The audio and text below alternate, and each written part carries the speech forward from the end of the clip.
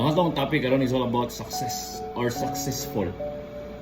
So, we have different perspective. We have different point of views kung unsa ang pasabot sa ginatawag nato nga successful or being successful person. So, lain-lain. Now, shall we say, moingon nga, I am already a successful person because I am already acquiring my baccalaureate degree. I am already holding masteral degree or even a doctoral degree. Some also says that I am already a successful person because I am a successful businessman.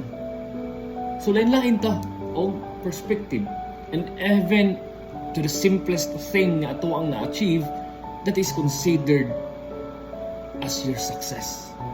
So dapat nga malipay ka, dapat nga mayon ta nga mag-celebrate ka bisan sa gamay ni mga success kay imuha man ang ipatun og singot, imuha man ang gipanangkamutan nga makabutan nimo. So dapat be proud of it.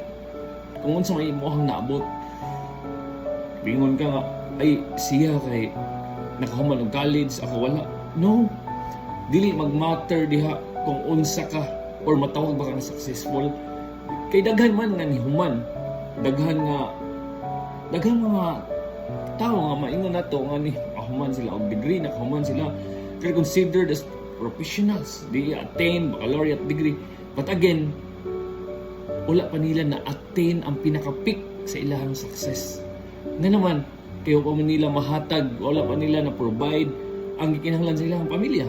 While katong wala nakakuha og baccalaureate degree, wala siya nakahuman ng eskwela, but nahatag niya ang panginalan sa iyang pamilya. That is the true essence of the word successful person.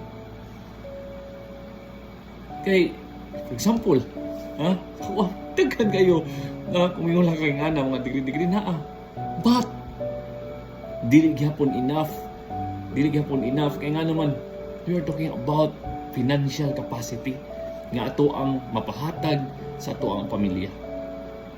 And with that, nga ato ma-provide nila, mahatag nila, so makaingon ta, we are already a successful person. Pero kung unstable ang imuhang income, pero unstable ang imuhang pag-provide nila, so dito pa tawagan nga successful, still we are fighting for it para ma-achieve na to ang atong gitawag nga being a successful person.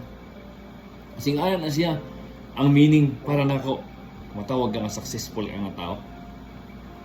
Wala nag-define about your degree, wala nag-define about your diploma, but it is all about sa pag-provide sa needs sa imong pamilya, sa pagtabang sa uban para maingon ka nga you're already a successful person.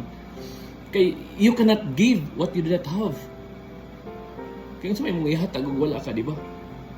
So unahan sa imong kagalingon sa kamahatag sa uban. So, and that is the reality. Dili pwede nga pagkaroon ka nga muhatag but naglisod ay ka. But there are times nga mahimo na nimo kay nga naman nakita man nimo mas nakinahanglan pa siya kontra nimo. So yung na siya. So ang punto nga ipaabot is that when you talk about successful, we have different parameters. As long as nga makahatag ta sa panginahanglan sa itong pamilya o sa mga tao na dapat tabanganan, then you are considered a successful person.